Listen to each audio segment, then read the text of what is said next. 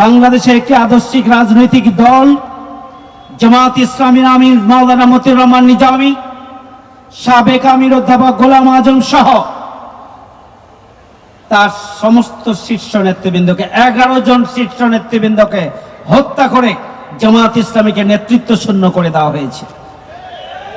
অন্যদিকে বেগম খালেদা জিয়াকে মিথ্যা মামলা দিয়ে আটকে রেখে মূলত তাকে গৃহবন্দী করে রাখা হয়েছিল। জামাত ইসলামীকে নিশ্চিহ্ন করে দিতে চাওয়া হয়েছিল। জামাত ইসলামীকে নিষিদ্ধ করা হয়েছিল 1 আগস্ট, আর 5 আগস্ট শেখ হাসিনাকে দেশ ছাড়তে হয়েছিল। জামাত ইসলামী নিবন্ধনকে বাতিল করা হয়েছিল। জামাত ইসলামের প্রতীক দাঁড়িপাল্লা কেড়ে নেওয়া হয়েছিল। জামাত ইসলামী এবং ইসলামী ছাত্র শিবিরের 5 শতাধিক নেতাকর্মীকে হত্যা করা হয়েছে এই 15 বছরে। লক্ষ লক্ষ নেতাকর্মীকে ঘর ছাড়া করা হয়েছে, বাড়ি ছাড়া করা হয়েছে, চাকরি ছাড়া করা হয়েছে, ব্যবসা ছাড়া করা হয়েছে।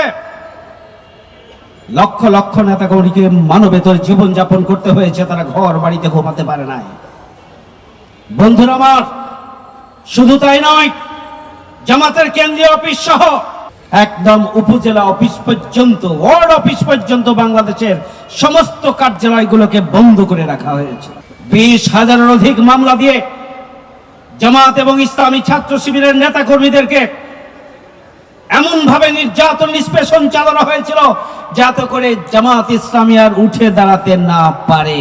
কিন্তু আজকের বাংলাদেশ, এদেশের জনগণের কাছে পরিবর্তিত পরিস্থিতিতে জামাত ইসলামী হচ্ছে অনিবার্য বাস্তবতা। জামাত ইসলামীকে নিশ্চিহ্ন করা যায়নি, জামাত ইসলামীকে নিশ্চিহ্ন করা যাবে না ততদিন পর্যন্ত যতদিন পর্যন্ত দেশ এবং জাতির মুক্তির জন্য ইসলামী সমাজ ভিত্তিক একটি কল্যাণ রাষ্ট্র প্রতিষ্ঠার মাধ্যমে আল্লাহর সন্তুষ্টি অর্জনের পথে বাংলাদেশ জামাত ইসলামী থাকবে। ততদিন জামাত ইসলামীকে নিশ্চিহ্ন করা যাবে না, যাবে না, যাবে না। ইনশাআল্লাহ সংগ্রামী ভাইয়ের আমার, জামাত ইসলামীকে নিশ্চিহ্ন করা যায় না। আজকের এই নতুন বাংলাদেশ বহুমুখী চক্রান্তের শিকার। একটি সন্ত্রাসী গোষ্ঠী আওয়ামী লীগের শেখ হাসিনার নির্দেশনায় বাংলাদেশে চট্টগ্রামে একজন আইনজীবীকে হত্যা করেছে। আবহমান কাল থেকে বাংলাদেশে হিন্দু, মুসলিম, বৌদ্ধ, খ্রিস্টান একই সাথে ভ্রাতৃত্ব, ভালোবাসা এবং সহযোগিতার বন্ধনে আবদ্ধ হয়ে বাংলাদেশে বসবাস করে।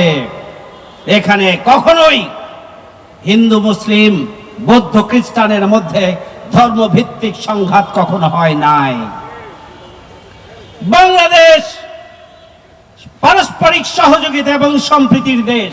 দুর্নীতিমুক্ত বাংলাদেশ গড়ে তোলার যে চেতনা, মানুষের অধিকার প্রতিষ্ঠার যে চেতনা, সৎ এবং যোগ্য নেতৃত্বকে ক্ষমতায় আনার মাধ্যমে একটি নতুন বাংলাদেশ গড়ে তোলার যে চেতনা এবং উই ওয়ান্ট জাস্টিসের যে চেতনা, ন্যায় বিচার প্রতিষ্ঠার যে চেতনা, সেই চেতনাকে সামনে রেখে আগামী দিনে দল, মত, জাতি, ধর্ম, বর্ণ নির্বিশেষে একটি নতুন বাংলাদেশ গড়ে তোলার জন্য ঐক্যবদ্ধভাবে ভূমিকা পালন করতে হবে।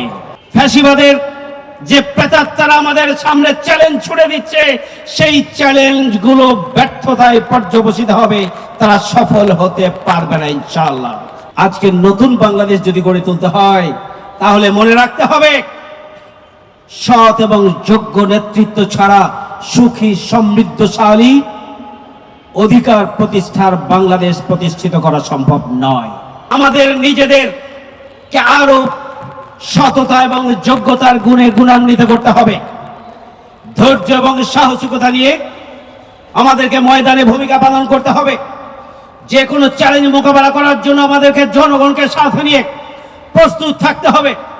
ইসলামের আদর্শিক সৌন্দর্যকে ঘরে ঘরে পৌঁছে দেওয়ার জন্য ব্যাপক ভিত্তিকে দাওয়াতি কার্যক্রম পরিচালনা করতে হবে। কোন একটি পরিবারের কোন একজন মানুষের যেন ইসলামের আদর্শিক সৌন্দর্যের বাইরে, দাওয়াতের বাইরে না থাকে, সেই ব্যাপারে আমাদেরকে কার্যকর ভূমিকা পালন করতে হবে। জামাতের বিরুদ্ধে যে অপপ্রচার রয়েছে, ইসলামের বিরুদ্ধে যে অপপ্রচার রয়েছে, সেই অপপ্রচার অপনোদনে নিজেদেরকে জনগণের সামনে সততা এবং যোগ্যতার মাপকাঠি হিসাবে নিজেদেরকে উপস্থিত করতে হবে। যুক্তি দিয়ে, উপস্থাপনা দিয়ে, বক্তব্য দিয়ে, মানুষের কাছে কাছে দাঁড়িয়ে দাঁড়িয়ে গিয়ে জামাত ইসলামী এবং ইসলাম সম্পর্কে যে ভুল ধারণা রয়েছে তা অপনোদনের জন্য আপনাদেরকে ভূমিকা পালন করতে হবে। অসহায়, বিপর্যস্ত, ক্ষতিগ্রস্ত মানুষের কাছে দল মত নির্বিশেষে আমাদেরকে ব্যাপক ভিত্তিকে ছুটে যেতে হবে। যেখানে সমস্যা সেখানে জামাত ইসলামের কর্মীরা চলে যাবে।